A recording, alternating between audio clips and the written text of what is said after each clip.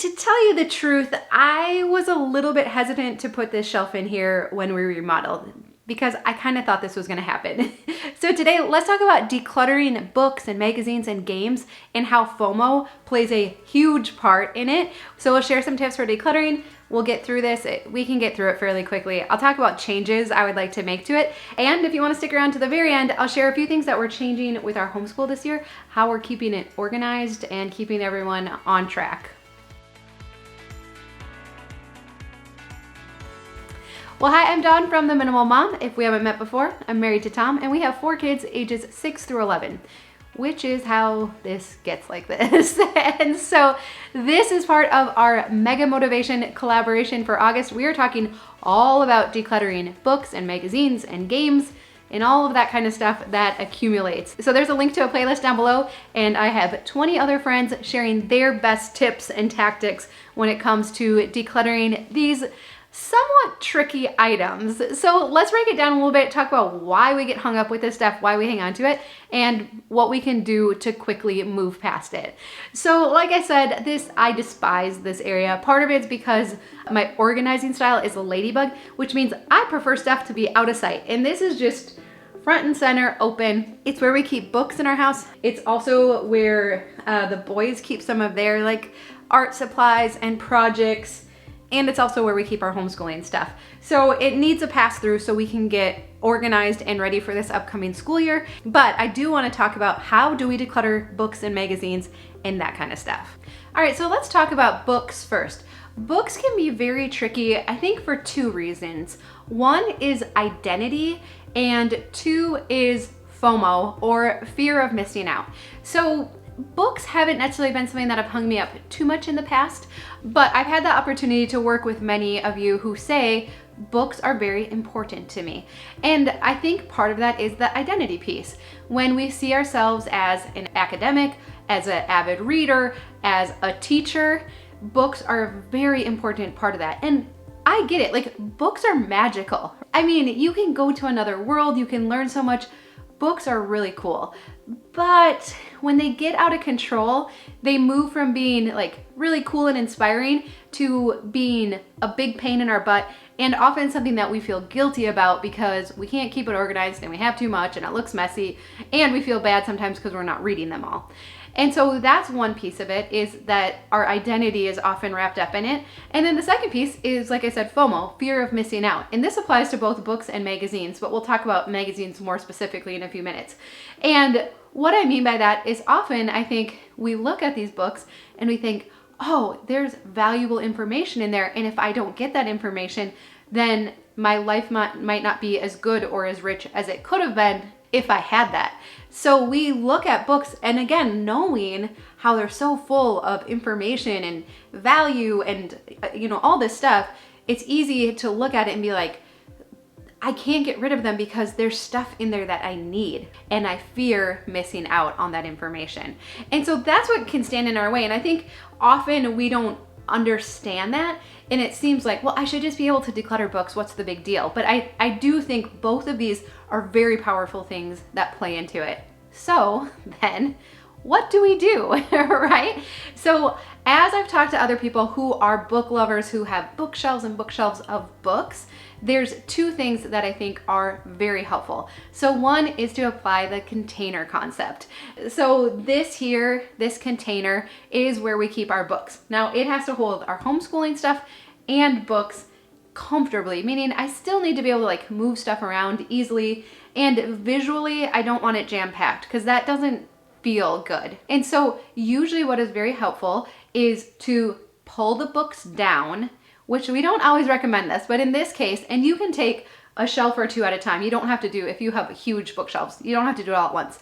Take them down and then put them back in order of your favorites or the ones you reference most frequently, whatever criteria you want to use, but put them back in the order of most useful, most likely to read again in the future, or classic favorites. And so by doing this, it's helping to break it down, because when we look at a whole bookshelf, we're like, they're all important. They're all my favorites. That's why I've kept them. But when we actually go through this process of taking them off and putting our favorites back, then it causes us to rank them, because they're not all actually equally our favorite. We're always going to have some that are more special to us than others. So we go through putting our favorites back first, and then what's left we can decide to do with, whether we want to donate them or decide to resell them. And what I want to encourage you with books is that, to me, it seems like a waste if they sit on a shelf and are never read. So if it's a book that you haven't referenced in a long time, you don't plan on referencing,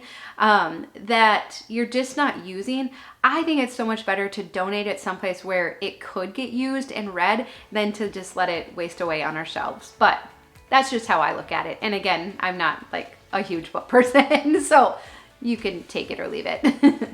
All right, so I know I just said that I'm not really a book person, like whatever, but there are actually a few books that I'm like knowing now I should declutter, but it's kind of difficult. Like this book, The Whole 30, I'm more into intermittent fasting now, but this was really helpful for us at a time. Like we've done it and it was really good. I liked some of the recipes, but I haven't actually revisited it now in several years.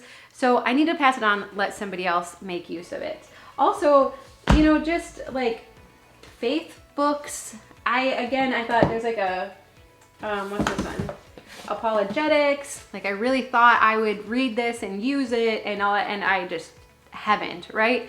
And so I put them back on the shelf thinking like, well, at some point I'm gonna have time and I'm gonna go back and revisit these, but I'm not. So I'm gonna let these go. There's a couple books that, like this book I really like. So I think instead of keeping it down here, I really wanted to free up some space on these shelves so they function really well for the kids and our homeschooling stuff. I'm gonna put this back upstairs with some of my books, and then anything else, I think this is actually of my books that were on here. I think this is the only one I'm gonna keep. So I'm gonna put that upstairs, and then the rest down here is gonna just be kid stuff. And then the second tip with books I like from Marie Kondo, and she says always group everything together. So meaning that we really only want to have like one place, maybe two, where we keep books, and not necessarily having them all over our house.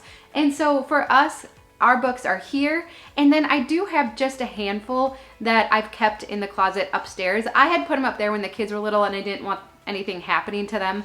But if I'm gonna keep a book, it has to have been life-changing. And so I really don't keep that many. I would prefer to pass them on and other people can read them, but there are a handful that I have found very valuable and I keep.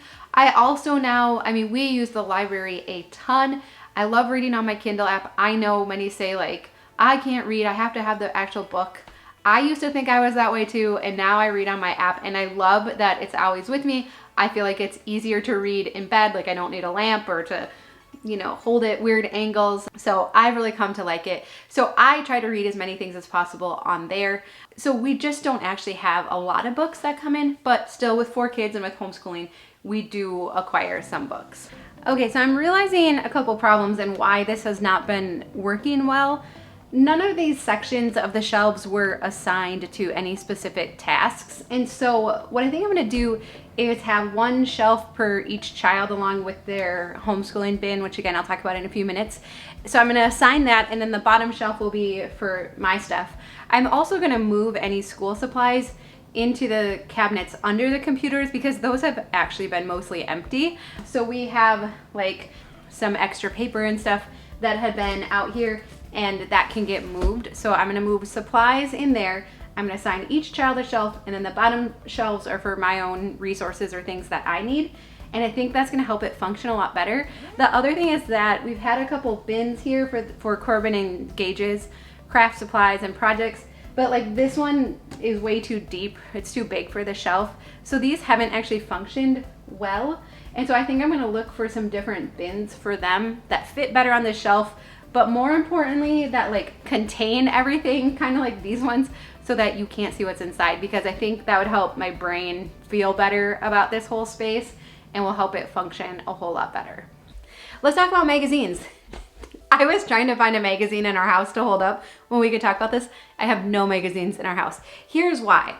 I got my mom a HGTV subscription for Christmas, and then after she would get it and read it, she would pass it on to me, and I loved it. I love flipping through. I love seeing the design ideas and just all the ideas and the cool things, and I love when they compare like the expensive thing to the cheap thing and all of that.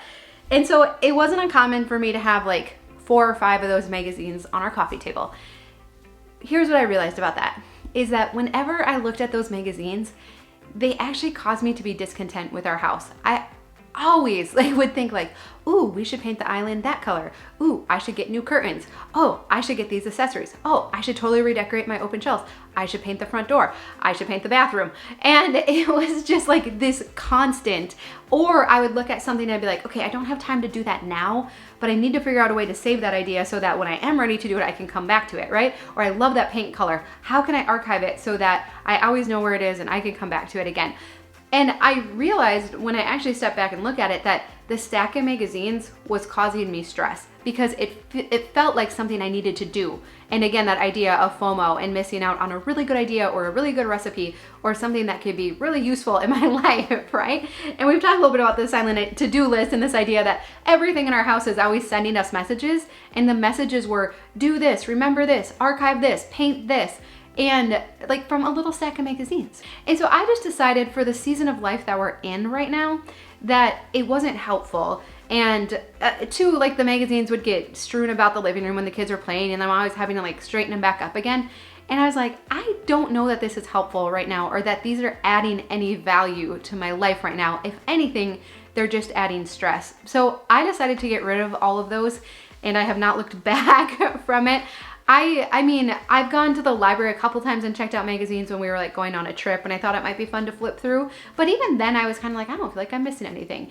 And I know there's some cool like special interest magazines that maybe you get, but I would really encourage you, do we need to hang on to them? Do we need to keep them for the future? Or could we just enjoy it for what it is, flip through, admire things, and not have to continue to keep them and archive them?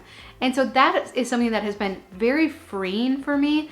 And so I just want to encourage you, if when you look at them, you don't think like, oh, I love that I have all these magazines. It might be time to part with some of them. And I love the idea of, you know, taking your address off and donating them to the library or to others that might be able to enjoy them. But I think being really selective of what we keep in our home and being able to pass on the rest. Okay, so I got some different containers, but I was just trying to kind of think through a little bit more, like, why hasn't this been working? Like, why is it always such a disaster? And I think there's like 2 main reasons. One is that nothing was assigned on here. There was no like, this is Corbin's shelf and this was Gage's. It was just kind of like a free-for-all. And then even like this box, it was like an inventor's kit that Gage got for Christmas, which was super fun. It just had like a ton of craft supplies and stuff in it, but it doesn't actually fit on the shelf. He's put too much in it, so it's overflowing, and it has always looked messy. So I'm hoping that now with a container with a lid, it won't look messy anymore. I'll get everything transferred into here. But also in hindsight now, knowing my organizing style as a ladybug, I would have opted for cabinets with doors on it instead of an open bookshelf. And to me, that would have felt a lot better. Even once this is organized, I still would prefer not to see the stuff now that I know myself a little bit better. And so I would have opted for something with doors, which we could probably add that in the future. But for now, we'll get it organized. We'll assign homes, and I've reduced the inventory, so that just feels better to me too. So I'll show you all of the stuff that we're getting rid of too, but I'm gonna swap this out and then we'll take a final look at how everything looks. Ooh, what about board games? If you don't own Rummikub, I don't know if we can be friends. It's such a great game for all ages. We love this game. So I've said before, we always keep a few games on our coffee table, and that's what we rotate to. In the basket, there's like card games and stuff. So probably there's like 6 games on there, and we rotate through it. Then in our closet upstairs, we have a couple more. But all in all, I know we don't have more than a dozen games in our house. And I think this is also an identity thing, that if we see ourselves as a family who loves game nights and plays board games all the time, then it's very tempting to keep lots and lots of games. But what's interesting about that is that we don't need lots of games to be a family that loves to play games, because we still have our favorites, right? All games are not created equal. So this is a great place to use the container method again. where is our game area, and how many can fit there comfortably, so that when we go to open the cabinet or the closet, wherever we keep it, and we have a little extra time to play a game, that it's very easy to see what we have, and we're really only looking at our favorites. But again, just remembering that even if we want to be a family that spends a lot of quality time playing games, we don't need tons of games to achieve that. And then real quick, a couple of changes we've made to our homeschooling system so that we can be a little more organized. My friend Dawn had recommended to have a notebook for each child, and then in it I just write their tasks for the day. And I also paired it with a bin. Since we don't have a dedicated homeschooling space, I have one of these bins for each of the kids. These were just from Marshall's, and then I put their name on it. So in their bin, I put their notebook on top with their tasks, and then I put anything else in there. Like for Corbin, he had some workbook sheets and some little readers that he was working on. So I said, like, read these 2 books, do this page. And then it's kind of fun. I like the notebook because you can put other things. Like I put help mom water trees. You can write notes to them, other fun stuff. But what's actually probably been the best part about this system is that I have some early risers and others that don't like to get going till later on. And my preference is to be able to do some work in the morning before I switch gears to helping with homeschooling. And so for those that like to get a head start and get stuff done, I mean, Adeline will wake up in the morning and go straight to doing her school homework. This has been great because it's all set and ready for them to go, and she doesn't have to ask me. And then later on in the morning, if they have questions or they need help, then I make myself available for that. So it has worked out really well, and they really like just being able to see what the day holds, what they need to do, and it holds me accountable, and has just been, I don't know, it's just been the best thing that we've done for our homeschooling. As far as like curriculum and all of that, we are using a complete mishmash of stuff now. So I still don't feel qualified to make recommendations. So I'm not really going to talk about what we're using. Maybe by this time next year, I'll feel confident to do that.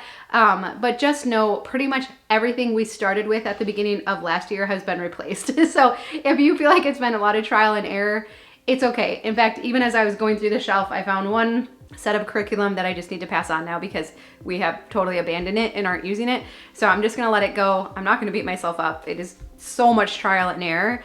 And we're just going to keep moving forward. All right, so it feels really good to have this space put together. It feels like we're ready to start the new school year now. And it's amazing, even as I was stacking up the books that I'm gonna donate, again, some of them I've had for many years, like, I don't know, 10 years at least. And it feels really good to just let them go and kind of just like we're moving into a new season. I don't need to bring those with me anymore. I love getting new books. I love finding new books. I love listening to them, checking them out from the library. So I don't feel like I need to hang on to all of these old books from the past that I can just let them go and we can move on. And that feels very good. So I encourage you to do the same. I hope you can work on your books as you watch through the rest of this playlist. I know you'll get some really good ideas from the others that are involved with this collaboration as well. Oh, and I also added a basket here, speaking of library books, for library books. We didn't have a home for them currently, and so this will be our library book basket as well. And so that's gonna work really well too. So I'm excited to put this space to use, see how it functions now, and of course we'll make adjustments if we need to. But I hope this is helpful. I would love to know if there's anything that's helped you to be able to simplify books. If you wouldn't mind sharing that down below, it's always helpful to others as well. But I hope you have a really good day. I love you, and I'll see you again soon.